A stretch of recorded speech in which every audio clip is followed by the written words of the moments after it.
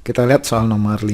Kata soal, sebuah mesin kalor menyerap kalor sebanyak 30 kJ dari reservoir panas yang suhunya 500 Kelvin dan membuang kalor sebesar 21 kJ pada reservoir dingin yang suhunya 300 Kelvin. Efisiensi mesin tersebut adalah, jadi kalau kita gambarkan, ini mesin kalor, dia menyerap kalor sebesar 30 kJ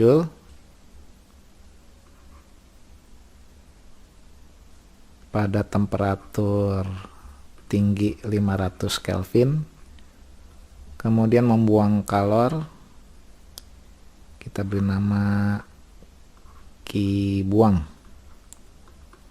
sebesar 21 kJ pada reservoir dingin yang temperatur rendah 300 Kelvin. Nah, ditanyakan efisiensinya berapa.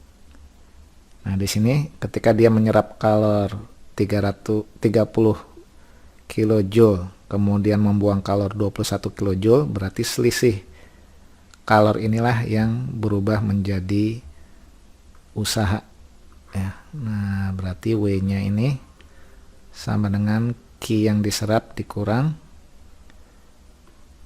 Q yang dibuang ya. Berarti ini besarnya 30 dikurang 21 sama dengan 9 kJ.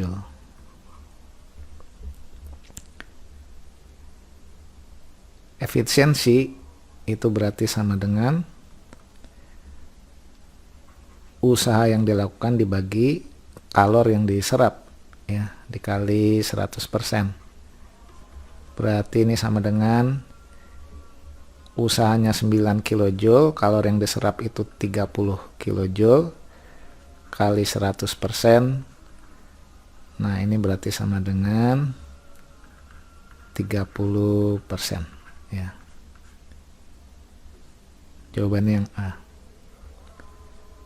Bagaimana dengan rumus efisiensi sama dengan 1 dikurang temperatur rendah per temperatur tinggi kali 100%. Nah, ingat rumus ini hanya berlaku khusus untuk mesin Carnot ya. Mesin Carnot adalah mesin yang paling efisien ya. Rumus ini berlaku cuma untuk mesin Carnot.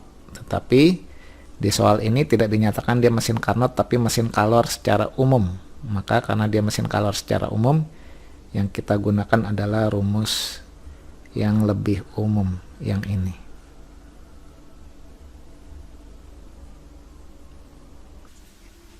Kita lihat soal nomor 4.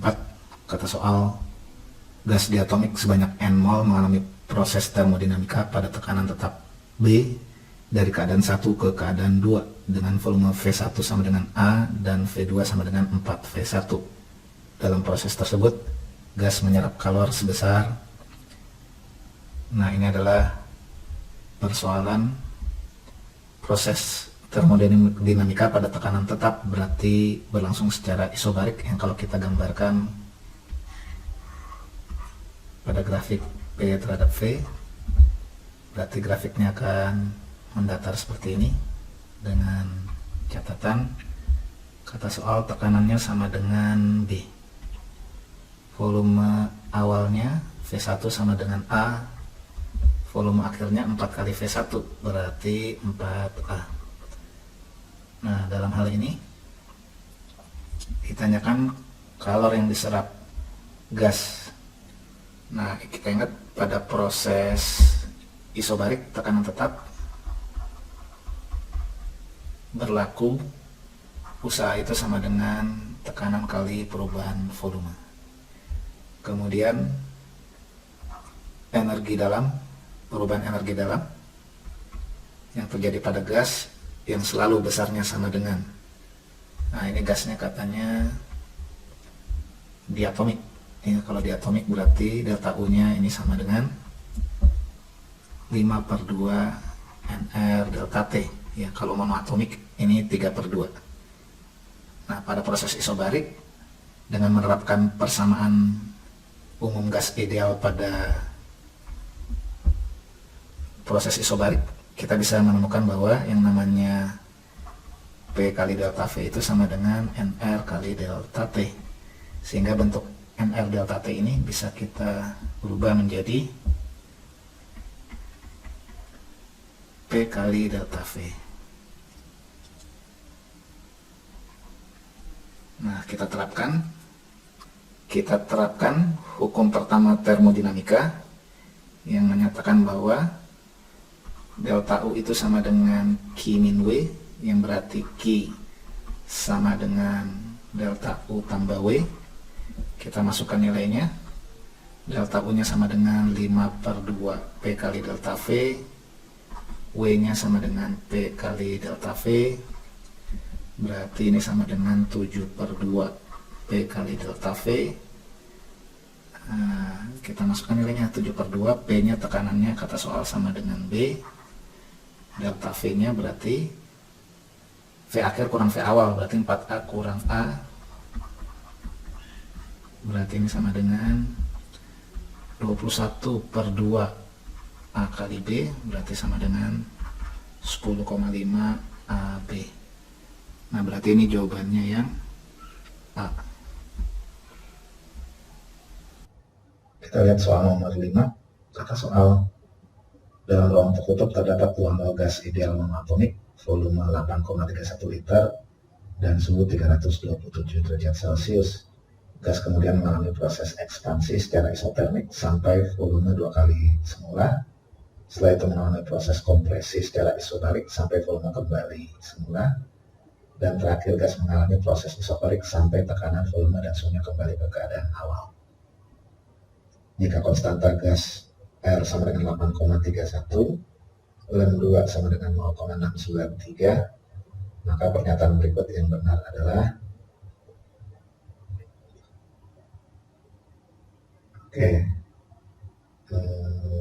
yang diketahui dari soal katanya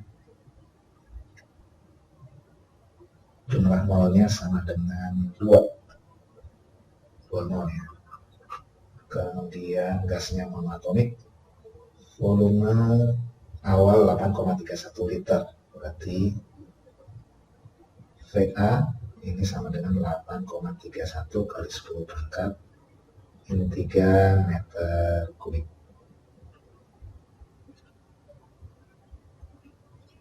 Suhu 327 derajat Celcius, berarti TA sama dengan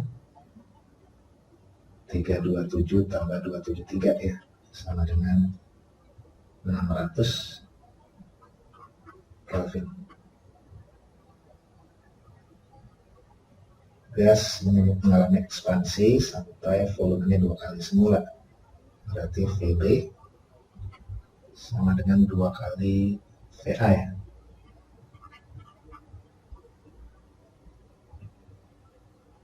Setelah itu mengalami proses kompresi secara isobarik sampai volume kembali semula, berarti VC sama dengan VA.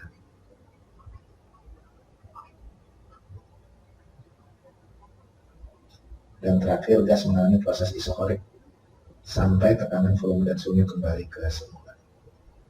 Nah, kita cek yang A, tekanan gas pada keadaan awal 1,2 kali 10 pangkat 5 Pascal. Nah, tekanan di A kita tulis di sini. Yang A, tekanan di A bisa dicari lewat hubungan PAVA sama dengan NR TA. Semua besaran ada nilainya, maka PA bisa dicari. Kemudian yang B, usaha oleh gas selama proses isotermik 10.365 Joule. Kita tahu pada proses isotermik usaha itu sama dengan nRT ln BB per VA. Nah ini M-nya ada, R-nya ada, T-nya berarti yang 600 Kelvin. VB per VA itu kan VB-nya 2 VA, yang berarti sama dengan ln 2. Nah ini bisa dicari usahanya berapa. Yang C selama proses isobarik mengatas kalor 12.465 Joule. Yang C, untuk yang C, kalor yang dilepas selama proses isobarik, ini kita perlu tahu berapa temperatur DC. Nah, berarti kita cari dulu temperatur DC lewat hubungan karena isobarik tekanan tetap, berarti berlaku VB per TB sama dengan VC per TC. Nah, berarti karena VC sama dengan VA dan VB sama dengan 2 VA, berarti VB sama dengan 2 VC. Berarti 2 VC per TB-nya adalah sama dengan TA ya. TB sama dengan TA karena isotermik. Berarti 600 sama dengan VC per TC. Berarti TC-nya di sini sama dengan 300 Kelvin. Kalau yang dilepas, kita cari dulu usaha berarti sama dengan P kali delta V, ini sama dengan NR kali delta T. Nah, nanti jangan lupa ini T-nya akan bernilai minus ya. Karena temperatur akhir kurang temperatur awal, berarti 300 kurang 600. Nah, nanti W-nya akan bernilai minus. Kemudian perubahan energi dalamnya selama proses isobarik, karena gasnya monoatomik berarti sama dengan 3/2 NR delta T. Lagi-lagi delta T ini akan bernilai minus. Nah, barulah kalor yang dilepas itu memenuhi hukum pertama termodinamika. Delta U sama dengan Q min W, berarti Q-nya sama dengan delta U min W. Nah, nanti delta U-nya bernilai minus, W-nya bernilai minus. Yang D, perubahan energi dalam selama proses isobarik 4.986 Joule. Selama proses isobarik, ini berarti usahanya 0, perubahan energi dalamnya yang D, delta U itu sama dengan selalu sama dengan 3/2 NR delta T. Nah, dalam hal ini berarti sama dengan 3/2 NR delta T itu TA dikurang TC, ya, berarti 600 kurang 300 ya. Bisa dicari delta U-nya berapa. Kemudian yang E, usaha selama satu siklus lebih kecil dari energi yang diserap. Nah, tergantung apa maksud dari energi yang diserap.